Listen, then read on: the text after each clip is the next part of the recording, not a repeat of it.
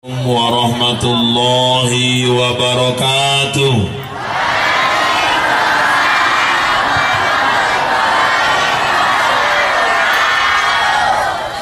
Innal hamdalillah wassalatu wassalamu ala Rasulillah wa ala alihi wa sahbihi wa mawalah.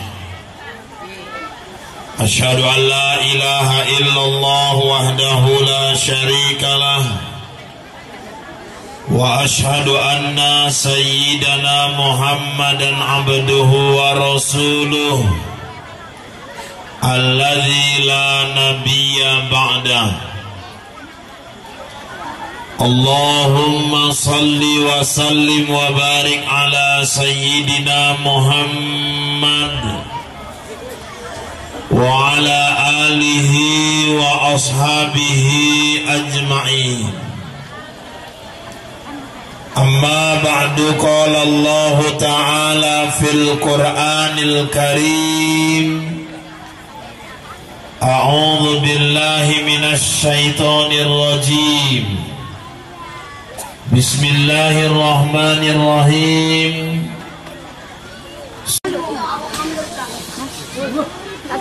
Yang terhormat Bapak Datuk Penghulu Kampung Tanjung Genteng, yang terhormat Tuh Imam Desa, Imam Dusun, kemudian yang kami hormati dan sama-sama kita muliakan donatur acara ini, Bapak ADM Kebun Semadam, Bapak Insinyur Rusli, yang hadir bersama kita pada malam hari ini. Ibu-ibu, bapak-bapak udah tahu ya orangnya yang mana ya? Udah? Ada yang belum? Kasihan dong.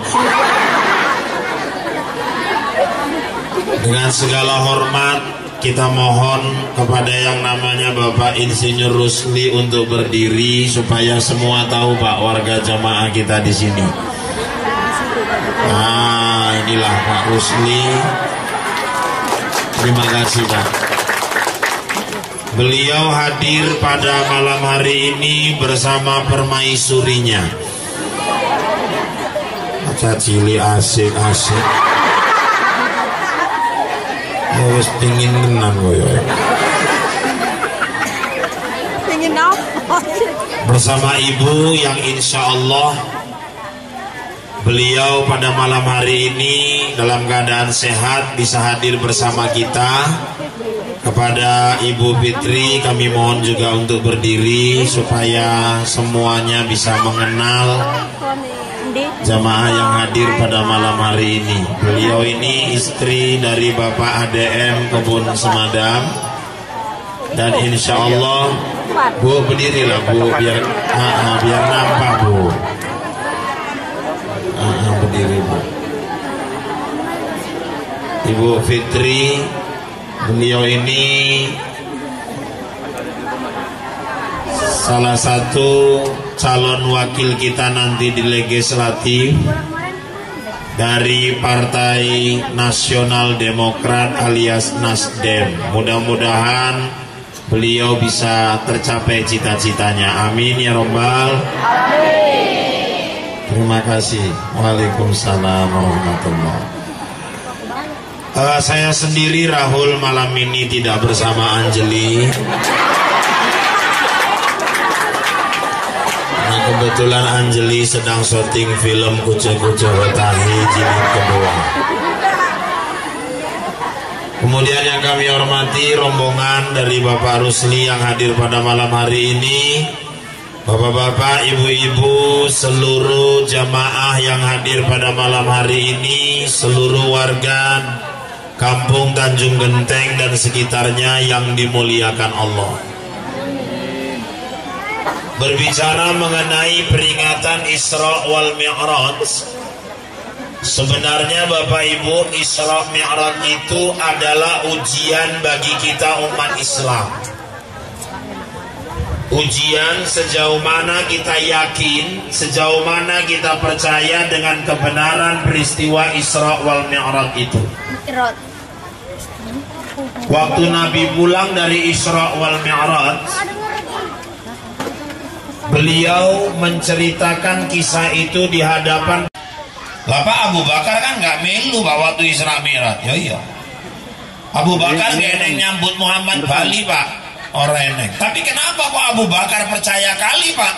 Itulah keimanan Abu Bakar yang membuat dia yakin adalah iman Abu Bakar itu sendiri. Makanya ini persoalannya persoalan iman. Makanya Nabi Muhammad juga di Isra Mi'raj yang pertama dibedah dadane, dibersihkan hatinya, yang dimasuki menjerui ku apa Ustaz? Iman, ilmu, hikmah. Lagi-lagi persoalannya iman. Kalau sebentar lagi kita mau nyambut Ramadan yang dipanggil puasa, ya ayyuhalladzina amanu, hai orang-orang yang beriman. Makanya persoalannya malam ini persoalan iman. Satu negeri itu akan barokah Bapak Ibu kalau penduduknya beriman, penduduknya bertakwa. Walau anna ahlal qura amanu wa taqaw la fatahna alaihim barakatin minas sama'i wal ardh walakin kadzabu fa akhadnahum bima kanu yaksibun. Jikalau sekiranya penduduk satu negeri itu beriman dan bertakwa, aku limpahkan keberkahan dari langit dan bumi. Tapi mereka mendustakannya, kami siksa mereka diakibatkan perbuatan mereka itu. Kunci negeri itu kalau mau makmur, masyarakatnya beriman. Contoh Mekah. Udah pernah Bu? Aku delo wata aku ngono. Wis 63 wong, 62 mandek, sing siji gak mandek-mandek. Sementara kita mau tawaf keliling Ka'bah, terakhir saya deketi Pak, udahlah Pak, cita-cita Bapak kan udah tercapai, udah nggak usah nangis lagi, Bapak nangis bahagia ya, Bapak saking bahagianya nengok Ka'bah ya, bukan itu masalahnya Pak. Jadi kenapa aku delok Ka'bah kok tiba-tiba hafalanku doa delok Ka'bah hilang Pak? Allah akhirnya nangis iku terharu ndelok Ka'bah. Lah rupane apalan doa ndelok Ka'bah ilang. 8 jam nang pesawat ngapal itu. Di situ sekali petuk Ka'bah lali wae. Dulu 2012 pernah juga satu jamaah nangis juga habis tawaf wada, perpisahan sama Ka'bah. Udah lambai tangan 3 langkah mundur balik kanan, nggak boleh nengok Ka'bah lagi, sakit kali rasanya di sini. Jalan menuju ke hotel nangis semua lah, siji juga wawak-wawak nangis saya lanang mulai iki. Tak cerai kenapa wak, ya wis lah ikhlas ae, doa yang mudah-mudahan iso balik meneh. Ini kok koyo terharu tenang pisah karo Ka'bah, bukan iku masalahe Pak. Kenapa SMS teko kampung? Keneng kabar apa untuk ke kampung, bojoku SMS Pak. Apa ceritanya lembuku anak mati lho. Allah wah. Tak pikir lantaran pisah karo Ka'bah mah. Rupane lembune mana indoke mati, anake pun mati. Pembatin bojoe pun gemblung ngopo ya kaya ngono kok dikabarke nang Mekah.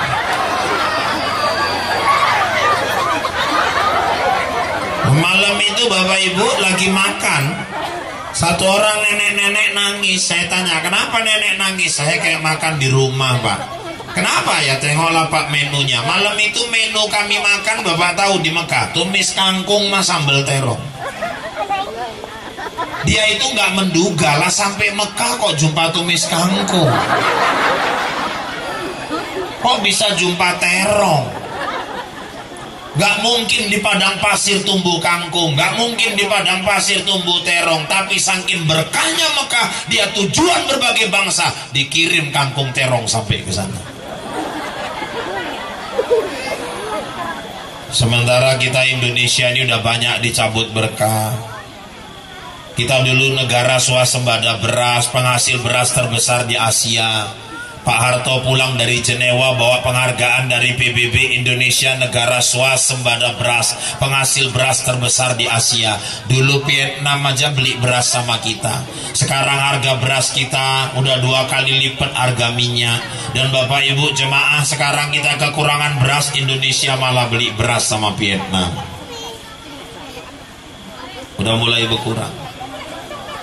Potensi minyak gas kita makin kurang. Kalau Bapak Ibu main-main ke Pangkalan Berandan Pertamina, Pangkalan Susu Rantu, sampai ke PT Arun, hidup segan mati tak mau. Bapak Ibu, harga kayu kita hari ini udah kayak harga emas. Bencana di mana-mana. Terakhir yang paling dahsyat di negeri kita ini Aceh, tsunami 300.000 hampir nyawa melayang. Bapak Ibu jemaah, orang nanya ke saya kenapa tsunami datang di Aceh. Bertahun-tahun orang Islam sama orang Islam saling bunuh di Aceh. Silaturahim putus, yang datang azab. Makanya di kampung ini tolong jaga silaturahim. Kemudian yang kedua, apalagi Pak Ustadz, Aceh sampai hari ini gelarnya Serambi Mekah, tapi maaf, ganja paling banyak keluar dari Aceh. Ustadz kok bisa ngomong kayak gitu? Saya berani ngomong kayak gini, kenapa? Karena yang ceramah ini pun mamaknya orang Aceh. Ini kayak ngeludah ke langit ini Pak, air ludah jatuh ke muka sendiri, tapi itu fakta. Kenapa lumpur lapindo datang di Sidoarjo? Aku bilang kan gara-gara Inul ngebor.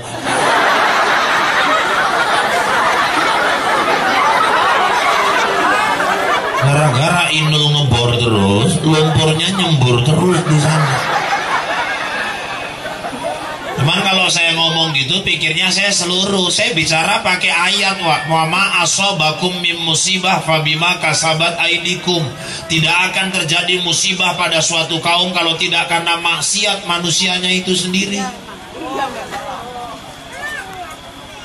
Lumpur lapindo itu di mana Pak? Sidoarjo. Kampungnya Inul Pak, Sidoarjo. Itu maka saya kecewa dulu waktu Inul tampil, kok Kiai Gus Dur belain Inul. Satu-satunya kiai yang belain Inul pada waktu itu. Ada yang bilang sama saya, orang dia nggak nampak. Bukan masalah nggak nampak, diselidiki rupanya Inul sama Gus Dur masih famili. Oh famili Pak? Iya, dari mana? Inul darah tista, Gus Dur darah tinggi.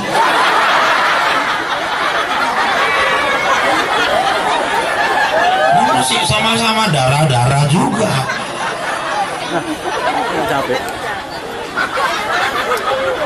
Inul kenalkan goyang ngebor, terus keluar goyang ngecor, keluar goyang patah-patah. Dewi Persik goyang gergaji. Untung nggak keluar goyang martil, linggis, dan alat-alat tukang lainnya. Maka bapak-bapak, ibu-ibu jemaah, persoalannya hari ini, kenapa kok banyak musibah? Karena banyak maksiat. Kenapa banyak maksiat? Karena iman makin menipis. Korupsi merajalela itu nyebabnya karena iman yang makin nipis. Kalau hari ini banyak kasus irigasi, tali air, perselingkuhan. Rame wongi, serami tenang Kang. Sing ceramah sopo? Aku pun nggak kenal tenang Kang. Ngomongin mirip Rahul. Wah, ngomongi wong. Jadi sing ngomong mirip wong, aku pun nggak perasaan. Ini nggak seneng ya, sih ada bingung. Saya banyak berkaca aja hidup. Saya tengok di kaca, saya akui nggak mirip. Cuman emang Rahul yang mirip saya. Kan ini yang jadi masalah. Terima kasih atas pengakuannya. Jadi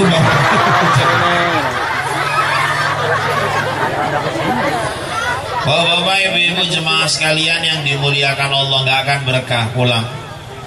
Jadi opo ceramah mau deh omongi Kang, ojo main-main judi meneh, gak eneng wong uripe berkah lantaran judi. Penjaluk tolong Kang tinggal ke judi Kang. Dari kok nggak iso tinggal ke judi, mulai kimbengi aku ngingeti, jangan kotanya kemana aku akan pergi. Kok kementus tenan namare nanti gue. Lihat ngising nganggurin sih.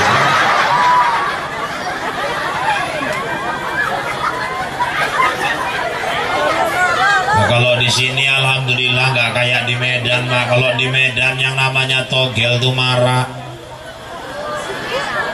Ini orang eneng kan? Allah.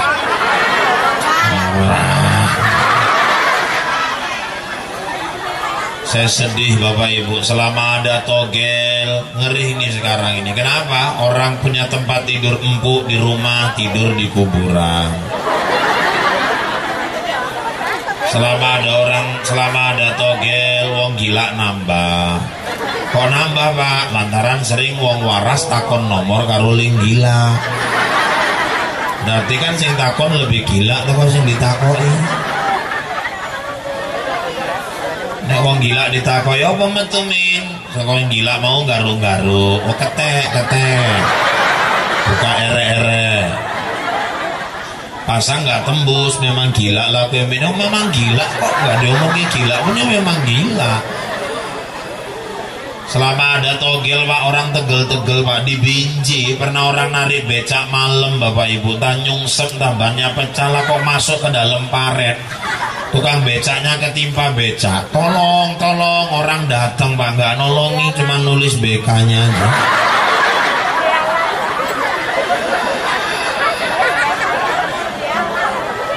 Kalau hari ini narkoba merajalela, apa penyebab Ustadz? Penyebabnya tidak lain juga karena menipisnya iman.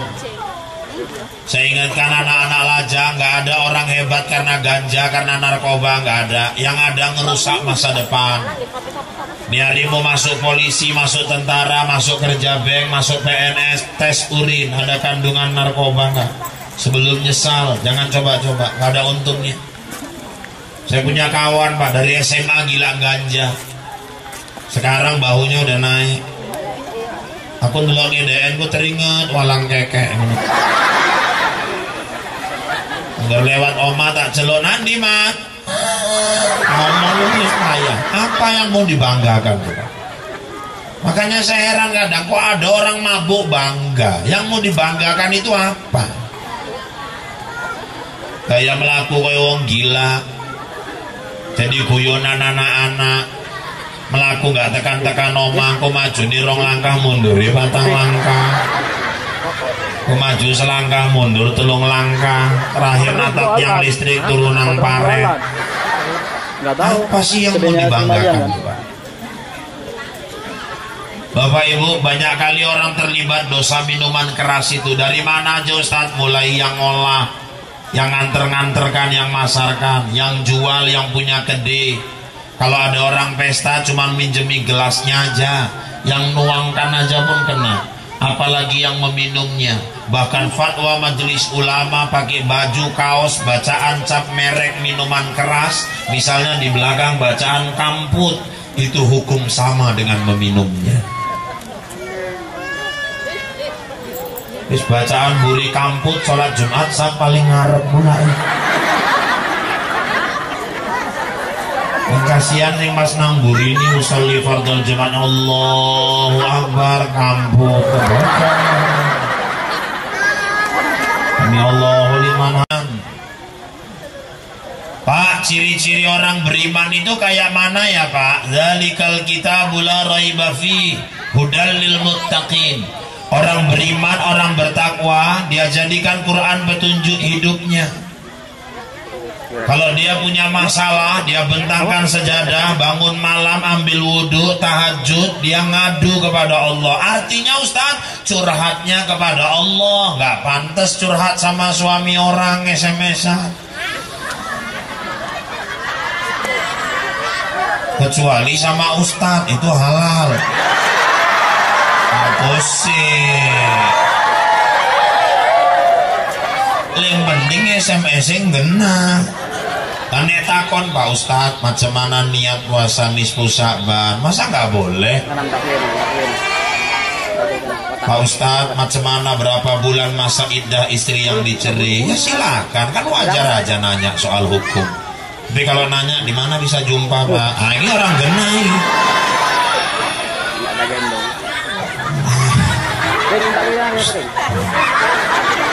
Bapak Ibu jemaah yang dimuliakan Allah, perlu nasihat, minta nasihat Quran. Nah, tapi Quran orang iso ngomong Pak, cari ulama ustadz yang bisa jelaskan Quran. Jadi orang beriman itu ngadunya kepada Allah. Orang beriman minta nasihatnya sama Quran.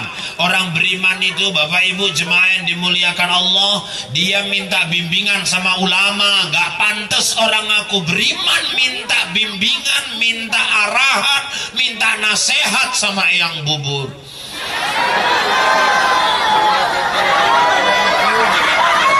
Apa-apa? Ya tok tenang hari nonton. Aku gak ngetes saya. Berarti penggemar juga ini. Maka bapak-bapak, ibu-ibu beriman kok minta nasihatnya sama orang yang Fatihah pun gak hafal. Masa orang aku beriman minta nasihat sama orang yang gak tentu kapan wajahnya kena air wudhu. Itu makanya kalau hari ini berita tentang Eyang Subur itu meriah kali di TV, saya nggak mau bahas masalah Eyang Suburnya. Saya cuma mau ngajak kita, yuk ambil pelajaran di balik peristiwa Eyang Subur. Karena tidak akan terjadi peristiwa di bumi ini tanpa ada pelajaran di balik peristiwa itu. Pelajarannya apa Pak? Dua. Apa yang dua pelajaran itu Pak Ustadz? Satu, Bapak Ibu, siapa yang suka membuka aib orang, Allah akan bukakan aibnya sendiri. Bapak Ibu jemaah, Adi Bing Slamet dan kawan-kawan bongkar habis itu aib Eyang Subur. Tanpa mereka sadari mereka sedang membuka aib mereka sendiri. Akhirnya gara-gara mereka beberkan aib Eyang Subur, semua seluruh Indonesia jadi tahu ternyata Adi Bing Slamet selama ini menjadi pengikut Eyang Subur. Kalau dia nggak beberkan kan orang nggak ngerti. Itulah kalau dia suka buka aib orang, Allah bukakan juga aib dia sendiri. Ini pelajaran pertama. Maka jangan suka ghibah. Ghibah itu apa Ustaz? Buka-buka aib orang. Shh, diam. Nah, ngobrol lagi. Udah yang bagus. Ghibah. Ghibah itu apa Ustaz? Buka aib orang. Yang diceritakan aib, kelemahan, kejelekan orang lain. Yang kalau seandainya orang yang diceritakan itu tahu, dia pasti nggak senang, pasti dia marah. Itu namanya ghibah. Bapak Ibu, itu kalau ceritanya betul. Udah tahu anak orang hamil di luar nikah, kalau sekampung nggak tahu nggak puas, dibeber-beberkan kemana-mana. Awas, ketika kau buka aib orang, Allah buka aibmu sendiri. Kata Nabi, al-ghibatu asyaddu minaz zina. Ghibah, buka aib orang, lebih keji, lebih buruk daripada berzina. Saya pernah ceramah gini di Batang Serangan, ada yang nyaut, ya wis Pak, nengono jinahai lah Pak. Batukmu itu jinahai. Ngolek pena ya, bawa iki. Maksudnya piye Pak? Kalau orang berzina, dia dosanya langsung kepada Allah. Taubatan nasuha, 3 syarat tobat dipenuhi, penyesalan, istighfar, jangan ulangi, Allah ampunkan. Tapi kalau dia buka kejelekan orang lain, dia beberkan aib orang lain, 100 kali dia tahajud 100 rakaat, 100 kali dia beristighfar, kalau dia belum minta maaf sama yang diceritakannya itu, Allah belum ampunkan dosa ghibah dia itu. Nah itu nek ceritanya bener jenenge ghibah. Nek diceritake salah Pak, itu jenenge fitnah. Al fitnah tu asyaddu minal qatl. Fitnah itu lebih kejam daripada membunuh. Awas. Ini pelajaran pertama dari Eyang Subur. Yang kedua apa lagi Ustaz? Sebetulnya Allah itu cuma mau menunjukkan wajah bangsa Indonesia. Inilah wajah bangsamu hari ini. Kepercayaan sama dukun, klinik, mistik itu masih kuat. Bukan cuma di rumah Eyang Subur, tapi dari Sabang sampai Merauke. Ini hari orang sekolah tinggi-tinggi, ada yang S1, S2, S3, mungkin kalau ada sekolah S-teler mah S-doger pun dia masuk. Tapi kepercayaan sama pendukunan masih kuat, akidahnya mundur 25 tahun ke belakang. Punya jabatan takut digeser, minta cincin sama dukun biar disayang atasan. Ada yang biar kedenya laris, minta jimat tulisan Arab, lipet, masukkan ke laci kede. Ini nggak mempan dibacok, guranti babi. Kalau pawangnya ahli masjid, pawangnya ahli zikir, pawangnya ahli tahajud, saya dukung 100%. Ini kadang pawangnya pun nggak pernah tersentuh air wudhu, sholatnya pun nggak jelas, Fatihah pun kadang orang hafal. Itu yang kita minta doanya. Sholat kita baca juga iyyaka na'budu wa iyyaka nasta'in. Tolong lambah, ngopo arek ngawin ki anak paling cilik. Ngopo rupae waktu ayu kae tumpur, Mbah. Modale orang balik hujan deres. Karangan bunga mabur kabeh. Dukune dukun pauk kae, Mbah. Ya kowe iki kok dukun-dukun ni ngiliput. Ini maksudmu piye ya njaluk tolong lah Mbah, disyarat-syarati piye carane ben pesta ki anak paling cilik terang Mbah, aja sampai nggak balik modal apa nggak hancur aku nek nggak balik meneh.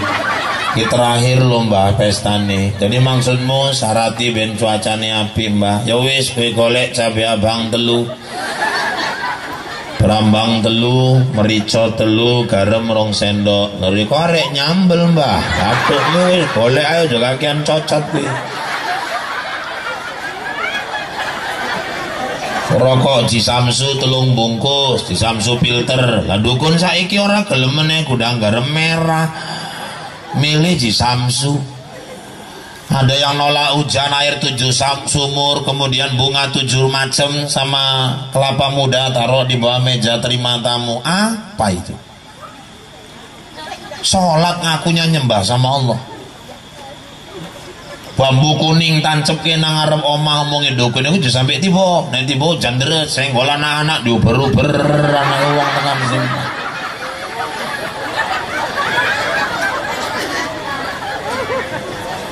Maunya iman itu takrir bil lisan wa tasdiqu bil qalbi wa amalu bil arkan. Diucapkan dengan lidah, dibenarkan dengan hati, buktikan dengan perbuatan. Jangan iyyaka na'budu wa iyyaka nasta'in, prakteknya beda. Nanti Allah cabuti berkah. Pak saya ingin ya Pak, Riko iso ngei masukan nggak Pak? Kira-kira ini nggak syarat-syarat sukses pesta? Ada 3. Syarat sukses pesta Ustaz. Iya, apa aja Ustaz? Yang pertama, ibu bangun malam sholat tahajud, sholat hajat. Pagi ibu sholat duha. Mohon langsung Pak. Sekali urung tentu, sekali doa ngatur tenan pula karo Allah. Allah pula diatur-atur. Loh jadi nggak boleh doa kaya ngono Pak. Aku bukan ngomong kayak nggak boleh. Nanti kalau ibu doanya ya Allah jangan turunkan hujan ya Allah ya. Nanti tahu-tahu pas pesta hujan turun ibu kecewa sama Allah. Terus ibadahnya kendor. Ya Allah aku njaluk tolong tenan lah sekali iki ae lah ya Allah. Iki pestaku sing terakhir lah ya Allah. Aja sampai hujan ya Allah. Aku ngutang nang koperasi iki ya Allah. Ya hujan apa enggak aku mampus ya Allah. Ya hujan juga tenan memang jan tipis tenan lah pergaulanmu ya Allah. Nek aku Israil apa enggak tak tekek tenan nih wong kaya ngene. Nanti ibu doa minta jangan turun hujan, tahu-tahu hujan ibu kecewa. Ya wajar Pak kecewa. Loh kenapa rupanya? Orang tidur malam aku bangun minta, tahu-tahu hujan juga. Ya wajar kecewa. Oh, wong podo mapan nang amben aku jengking-jengking njaluk karo lingkoso. Hujan apa? Ya wajar kecewa. Wong membentuk pulau-pulau nang bantal-bantal iku. Aku tangin bengi njaluk karo sing kuwasa sujud lah tahu-tahu hujan. Ya wajar aku kecewa Pak. Makhluk Allah kok ribut rupane. Hah? Makhluk Allah apa kok ribut? Maksudnya makhluk Allah itu kan guru duduk kok ribut toh. Ibu doa minta, ya Allah jangan turun hujan. Ibu doa mintanya gitu. Ya iya Pak, petani-petani yang baru nancapkan padinya ini. Ibu doanya jaluk hujan.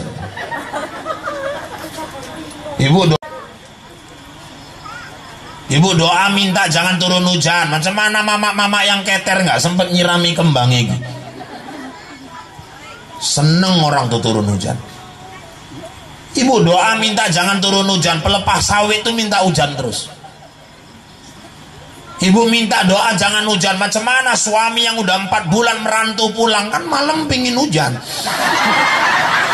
Nggak maksudnya sumuk. Pikirannya bonan dia itu. Mungkinnya mama-mama URC, unit reaksi cepat kabeh. Darah aku ngelah. Bismillahirrahmanirrahim.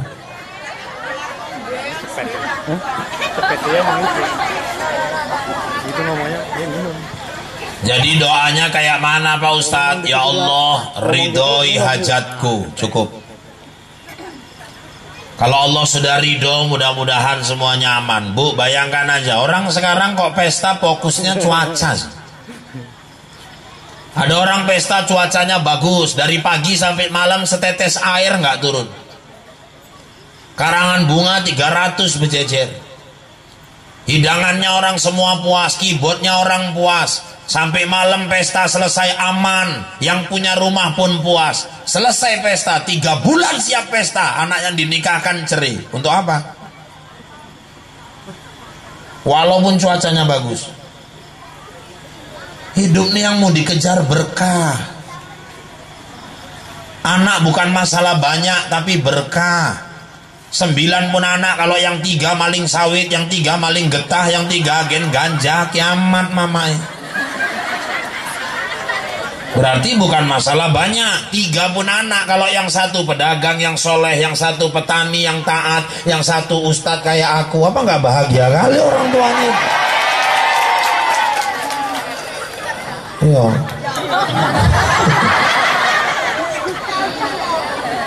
Makanya Bapak Ibu, ini satu. Kadang-kadang kita sampai atur-atur Allah itu, sampai kita pawang-pawangi hujan itu, jadi syirik kita kepada Allah.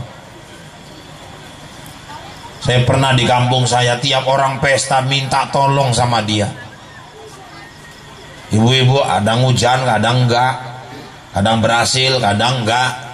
Lah sekali pawangnya pesta, hujan angin nggak karu-karuan. Karangan bungane mabur rono rene. Dirasani wong, nah ikulah delok pawangnya pun nggak berhasil. Kena hujan juga, pawangnya nyaut, aku kan tumbal lah. Eneng alasan wawa iku. Yang kedua, pesta supaya sukses, macam mana Ustadz ilmunya? Minta doa orang-orang soleh di kampung. Cari di kampung Tanjung Genteng nih yang rajin masjid, yang ahli tahajud, yang ahli zikir, yang ahli baca Quran, datangi. Assalamualaikum wa. Waalaikumsalam. Kabari? Sehat Wak? Kini melebu. Iya Wak. Tumben iki. Enggak apa-apa Wak, arek ndelok kesehatan diri kok ae Wak. Oh iya. Yang kedua hajatku ngene Wak. Apa iku? Aku kan tanggal 20 arek ngawin ki anakku sing cilik si Rani Wak. Itu wong di Tenggulun. Oh iya. Jadi maksudku ngene Wak, aku kan ngerti Riko memang wis tua, tapi kan walaupun nuntunin teh, senyum Riko kan senyum Pepsodent Wak. Iki misal. Jadi maksudmu apa kowe aja nyenggol-nyenggol untu kowe, itu singgung ae kowe. Aku njaluk tolong Riko jagong nang ngarep, Riko lan nrimo tamu Wak. Oh insyaallah, mana tahu Ustaz Rahul ku kami undang teko, Riko sing nyambut insyaallah. Sing ketiga apa meneh ngene Wak, aku njaluk tolong nek Riko tahajud, salat hajat, salat duha, doake ya Wak ya pestaku supaya diridhoi Allah. Itu baru paten. Minta doa orang-orang soleh. Jangan orang yang nggak jelas ibadahnya. Satu lagi kunci sukses pesta apa Pak Ustadz? Ibu-ibu kalau diundang orang rajin datang. Itu aja. Nah Riko rajin nekani undangan di wong-wong keutangan. Riko pesta wong ikut teko, wis nggak perlu dukun meneh wis. Nah wong iku nggak teko juga Pak, emang wis nggak diutek meneh wong. Nah, orang kalau udah keutangan malam hujan deres pun besok pagi disusuli lagi datang. Nggak perlu dukun. Ini suami 3 hari nggak pulang-pulang dukun. Lalu tolong lah mbak, bapak ya anak-anak is tolong dino nggak bali-bali, hancur tenan aku iki mbak. Kok keter tenan, keter piye mbak? Isi tolong dino, Bang Toyib 3 kali puasa, 3 kali lebaran. Ya masalahnya kan gini mbak, aku bukan masalah tolong dino nih, aku krungu eneng kabar, bojoku ku eneng main mbak karo rondo 23. Aku nih wong ayu ikhlas aku mbak. Nek lebih toko aku pun ikhlas. Wong iki oke wis ireng pendek to gepes kok elek. Rondo anak 6 bulan.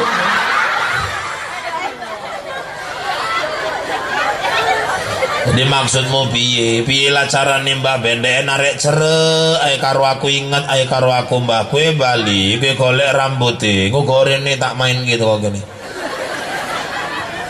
Wali bojone neng sisir nek rambut jikuk leboke amplop buru-buru balik nang nggih dukun. Lali nek tunggal saomah karo mertua. Sing jikuk den mah ndak rambut mertuane. Syarat dikerjain karo dukun mertuane ngintili den ronorin. Sik nyayur pun mertuane ngadeg nang mburi. Pak ngopoi Pak? Korek cerak kuwi ae, kok enggak hancur. Wah kalau mintanya sama Allah kan enggak nyasar. Malajang gadis naksir sama anak gadis naksir malajang, enggak usah ke dukun-dukun belajar ilmu pelet ngapain? Wis tok kaya ilatmu kan wis melet.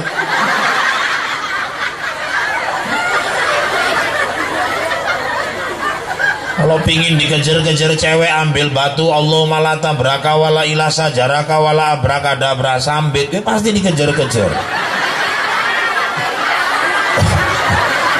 Cuman gebuki lah naksir. Makanya bapak-bapak ibu-ibu hati-hati, jebakan kesirikan itu banyak. Orang tuh sirik maaf bukan cuman ke dukun, ke dokter pun orang bisa sirik. Bisa Pak, bisa. Perhatikan ada orang aku wis berobat nanti hancur tenan pirang dokter wis tak tekani nggak mari-mari lah sekali berobat karo dokter kaya aku mari untung lah neng DN karo DN lah aku mari nih sirik. Loh kok sirik Pak? Dokter nggak punya hak nyembuhkan. Dokter itu cuman punya kewajiban nyalurkan ilmunya, ngasih resep yang terbaik sama pasiennya. Hak menyembuhkan itu hak Allah. Ada orang sakitnya sama 2 orang berobat ke satu dokter, dikasih obat yang sama, resep yang sama, yang satu baik, oh yang satu bisa nggak baik. Itu menandakan bukan obat yang bikin sembuh, bukan dokter yang bikin sembuh. Biiznillah, izin Allah yang bikin kita sembuh. Kadang wis berobat nanti tekan Singapura, Australia, New Delhi, kampung kuno. Robat nang Jakarta wis rono rene Bali eneng pokok oneng sitik pokok otan tumbuh iki coba kuwi rebus kuwi pangan kuwi ombe wedange mari. Ada orang berobat ke sana kemari nggak baik dibacai wa imam aja air 1 gelas pakai Fatihah disarati diminum baik. Bukan wa imamnya yang hebat, izin Allah. Hati-hati jebakan kesirikan banyak. Orang kau ustadz pun ada yang sirik kok ustadz. Ada Pak, ada. Bukan nggak ada aliran tarikat Bapak Ibu yang ngajarkan sama muridnya. Kalau kalian mau sholat, pampangkan dulu foto wajahku di dalam ruang sholat kalian. Tatap dulu wajahku sebelum sholat supaya datang khusyuk dalam dirimu. Perhatikan betul-betul wajahku. Waktu dia sholat, yang hadir wajah gurunya. Bukan Allah. Berarti dia menyembah gurunya, bukan menyembah Allah. Hati-hati.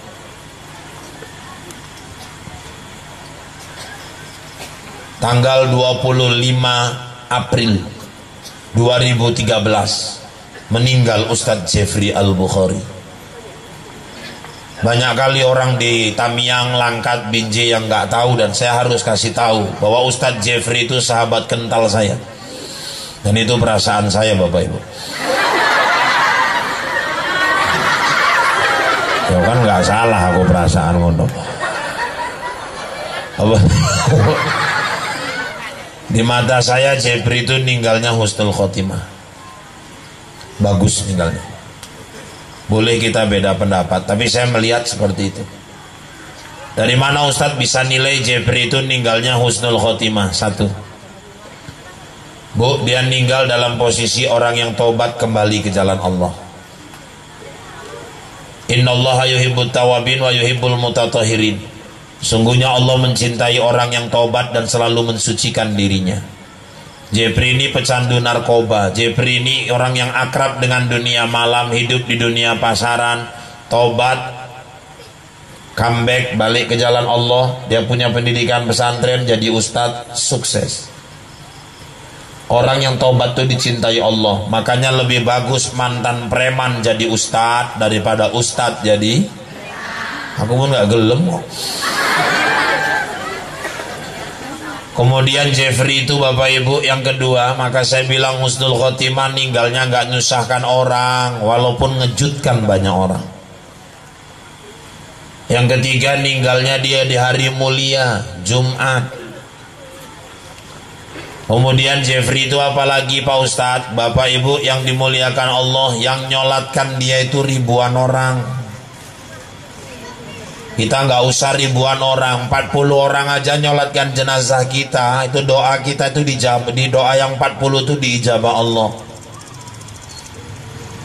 Apalagi kalau dipersaksikan ya Pak, maksudnya kadang siap sholat jenazah kan ditanya apakah almarhum ini baik. Kalau saya pribadi saya nggak pernah nanya-nanya.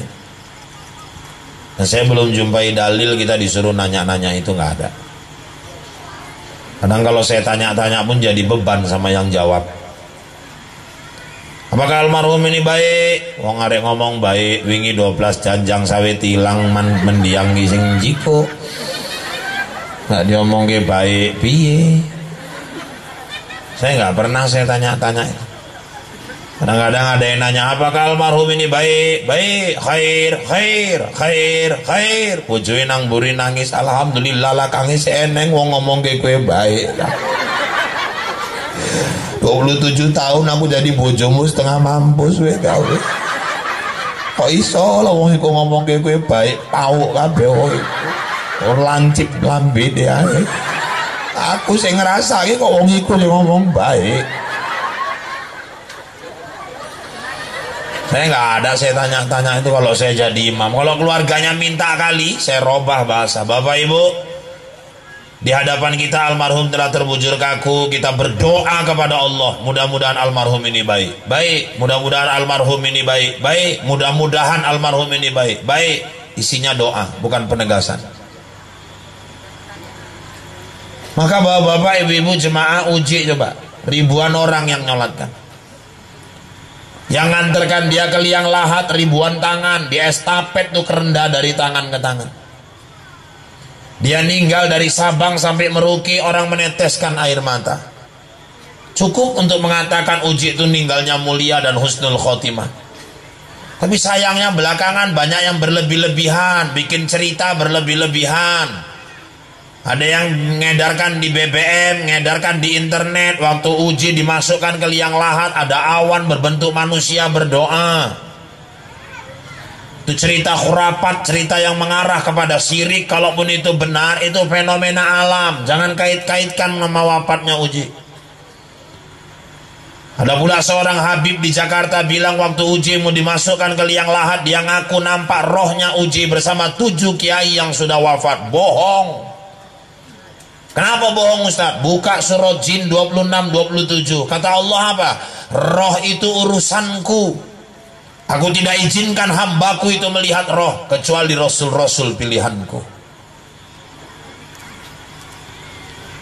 Terakhir coba terjadi pengkultusan, orang berlebih-lebihan, datang orang ngutipi kuburan, tanah kuburan uji. Syirik. Ada yang doa minta keramat kuburannya. Di Jawa Timur anak-anak SMP SMA mau UN doa di kuburan Gus Dur, minta keramat kuburan Gus Dur. Gus Dur pun nyaut, kalian salah alamat, ngakuai kuliah pun nggak lulus. Ngomong itu Gus Dur di Al Azhar Kairo nggak lulus itu. Makanya bapak-bapak, ibu-ibu jemaah yang dimuliakan Allah, jebakan kesyirikan itu banyak. Hati-hati. Jadi pertama persoalannya iman ya Pak, iman.